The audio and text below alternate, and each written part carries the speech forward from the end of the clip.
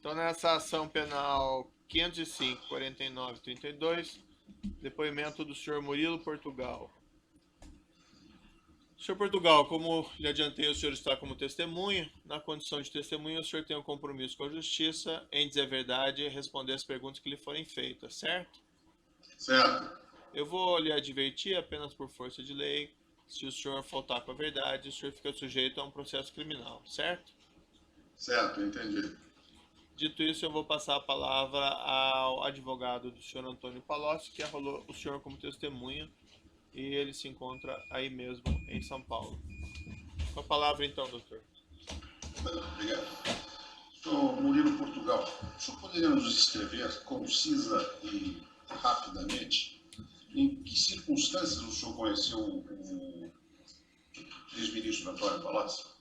Eu conheci o ex-ministro Palocci no final de 2002, no processo de transição do governo Fernando Henrique para o primeiro governo Lula. Eu era diretor executivo do Fundo Monetário Internacional em Washington e vinha ao Brasil acompanhando o diretor-geral, o Herz Keller, que foi ter uma reunião com o presidente eleito Lula.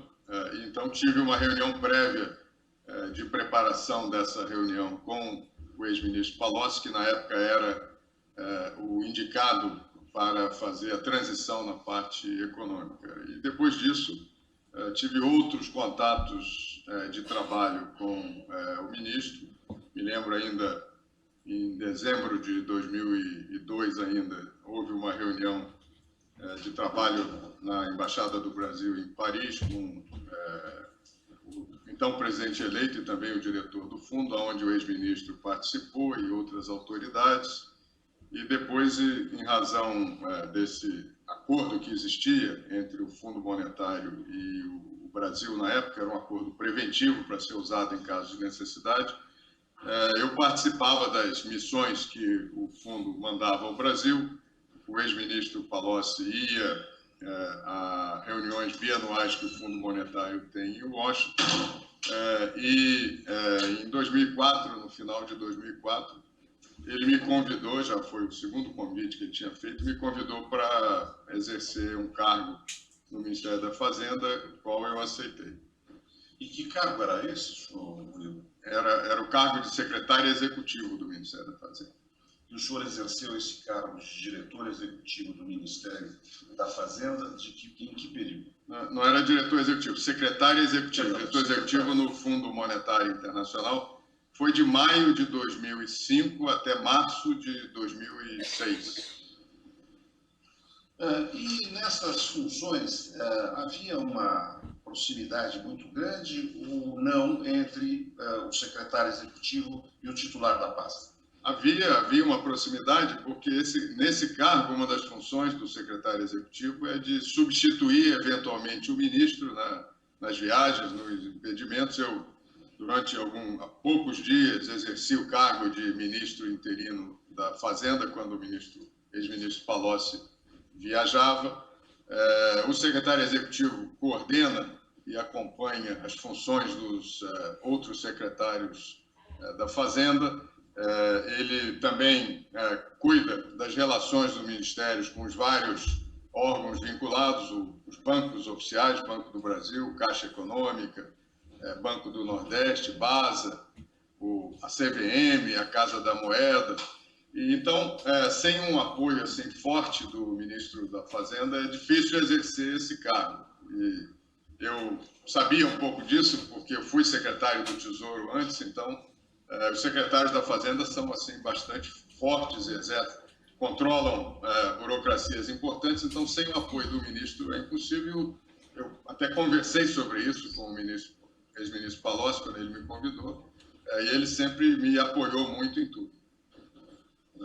E então essa convivência funcional era estreita? Era. E durante ela, o senhor alguma vez teve percepção de que o ministro teria agido ou decidido de sorte a favorecer ou atender os interesses de alguma empresa ou de algum grupo empresarial? Não, nunca tive essa percepção, ao contrário, a percepção que eu tinha é que o ministro atuava sempre tendo em vista o interesse público Ele fez lá uma gestão bastante técnica, acolhia sempre as posições técnicas que eram apresentadas pelas várias secretarias, fez uma equipe basicamente técnica no Ministério e também nos órgãos vinculados. Um esclarecimento.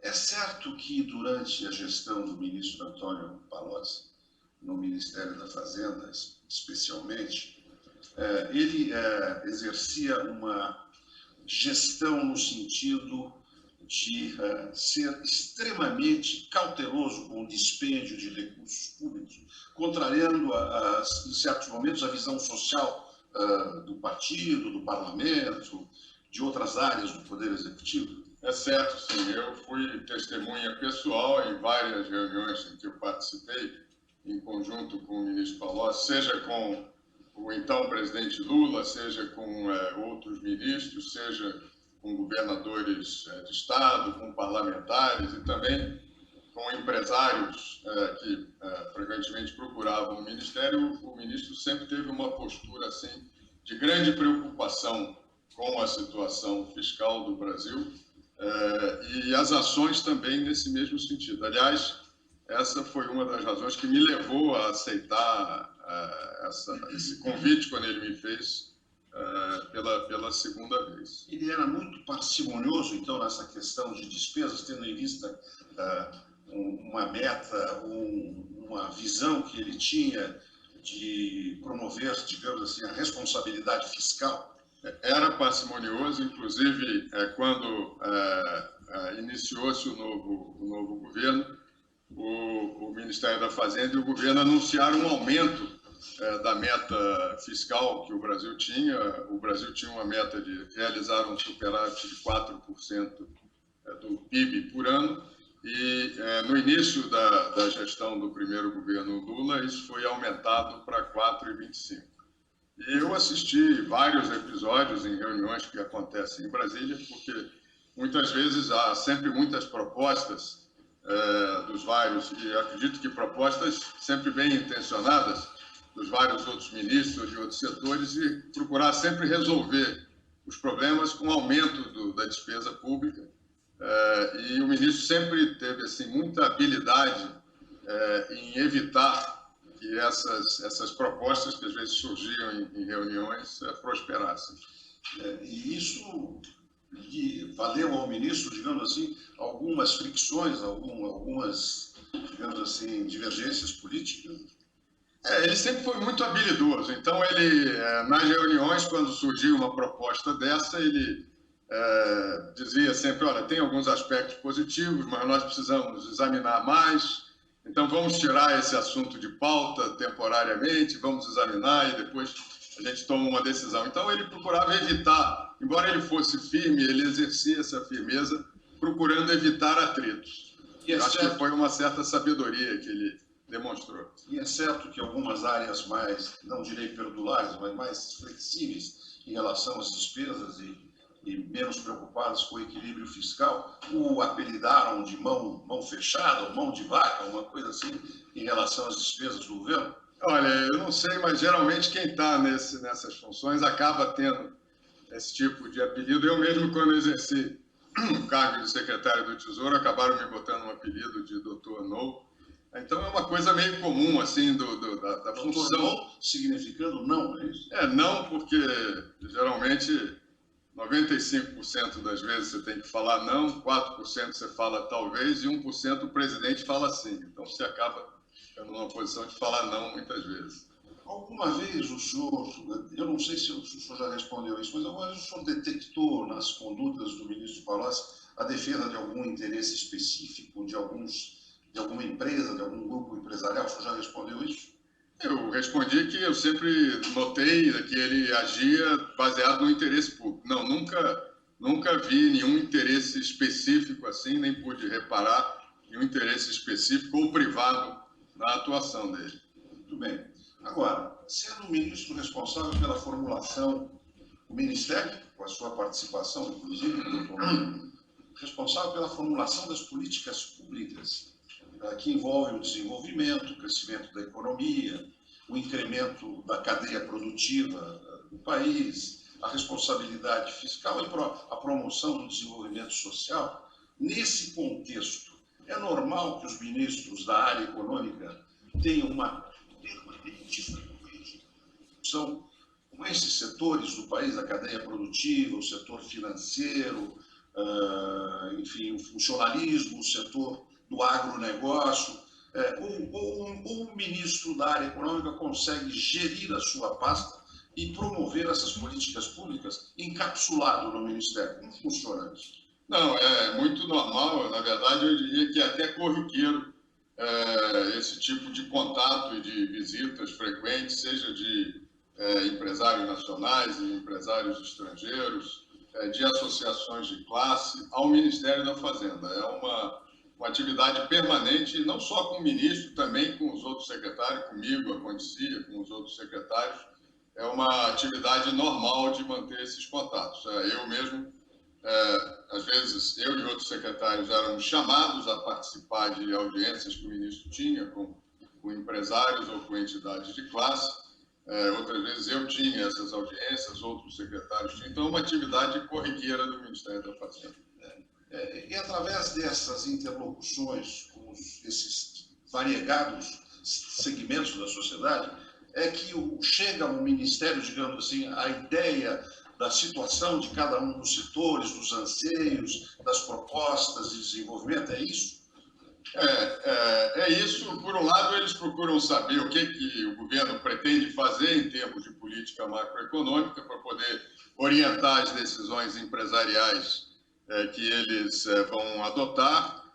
Por outro lado, o próprio Ministério procura saber o que está acontecendo naquele setor para ter uma informação assim mais de primeira mão, que ainda não aparece nas estatísticas, sobre o clima econômico, e muitas vezes eles vão e apresentam sugestões, apresentam propostas. Então, os propósitos desses encontros são múltiplos. E eles continuam acontecendo até hoje. O senhor é presidente de uma entidade que representa o setor bancário. O senhor é presidente da FEBRABAN, é isso? Verdade. E essas interlocuções seguem acontecendo porque são necessárias? Seguem acontecendo. Imagino que sim, pelo menos no nosso caso. Eu vou a Brasília com uma certa frequência, visito o Ministério da Fazenda, visito o Banco Central, visito outros órgãos públicos também nessa função. E ao longo do tempo em que o senhor exerceu as funções ou ocupou o cargo de secretário executivo do Ministério da Fazenda, em algum momento o ex-ministro Palocci solicitou ao senhor que desse especial atenção ou que recebesse representantes ou diretores da Braskem e da Odebrecht? Não, nunca me solicitou isso, nem que eu recebesse, nem que desse atenção. E em relação a qualquer outra empresa, o ministro alguma vez solicitou que o senhor dispensasse atenção especial, e tendo em vista o potencial da empresa em colaborar através de doações eleitorais nos períodos de pleitos? Não, esse tema das doações eleitorais nunca apareceu na agenda, nem em nenhuma reunião que eu tenha participado no meu período no Ministério da Fazenda. E o ministro também nunca me pediu que desse atenção especial a nenhuma empresa. Muitas vezes, como eu mencionei anteriormente, eu participava de reuniões lá no gabinete do ministro com essas empresas, porque há uma orientação no governo de que você tem sempre que atender uma empresa junto com outro servidor público, nunca pode atender sozinho. Então, às vezes eu era chamado a participar, outros secretários eram chamados a participar. Algumas vezes, em razão de agenda e de viagens, é possível que o ministro tenha pedido para eu receber alguma empresa. Eu mesmo, muitas vezes, não podia atender a todos que queriam falar, pedia a outros secretários e outros assessores para receber. Nesse período em que o senhor esteve servindo ao governo no Ministério da Fazenda, o senhor Branislav Contic, o senhor conhece esse senhor aqui? Eu conheço o Brani, sim, mas não me lembro dele na época do Ministério da Fazenda. Ele não era funcionário? Acho que não. Acho que era o Juscelino Dourado, que era o chefe de gabinete na época que eu estava lá. Então, o Branislav não foi funcionário do Ministério nessa época. Não. O senhor o conhece? Pode dizer alguma coisa a respeito da conduta dele? Se trata de pessoa que o senhor conhece? Eu conheci posteriormente a isso como um assessor do ex-ministro Palocci lá na empresa que o ex-ministro Palocci tinha. Com referências a medidas provisórias, alguma vez o ministro chegou a solicitar ao senhor que elaborasse, em primeiro desenho, um rascunho de uma medida provisória ou emendas a medidas provisórias que beneficiasse alguma empresa em especial? Não, nunca ocorreu isso. O processo de elaboração das medidas provisórias, aquelas que se originavam na Fazenda, normalmente começavam na secretaria ou no órgão técnico que cuidava daquele assunto. É um processo que envolvia várias secretarias, envolvia sempre a Procuradoria-Geral da Fazenda Nacional, isso naquelas que iniciavam no Ministério, depois passavam pela Secretaria Executiva e aí sim iam ao ministro. Então, o ministro geralmente era a parte final desse processo e não o iniciador do processo. E nas que vinham de outros ministérios, porque muitas surgiam com outros ministérios, a Casa Civil enviava para o Ministério da Fazenda, era esse mesmo processo. Emendas, nunca houve emendas feitas, eu acredito, pelo governo, porque o governo fazia as medidas provisórias, então não tinha muita lógica você fazer uma emenda. O que acontecia é que nós, muitas vezes, avaliávamos as emendas que eram apresentadas pelos parlamentares para avaliar o impacto que elas teriam nos objetivos das medidas provisórias.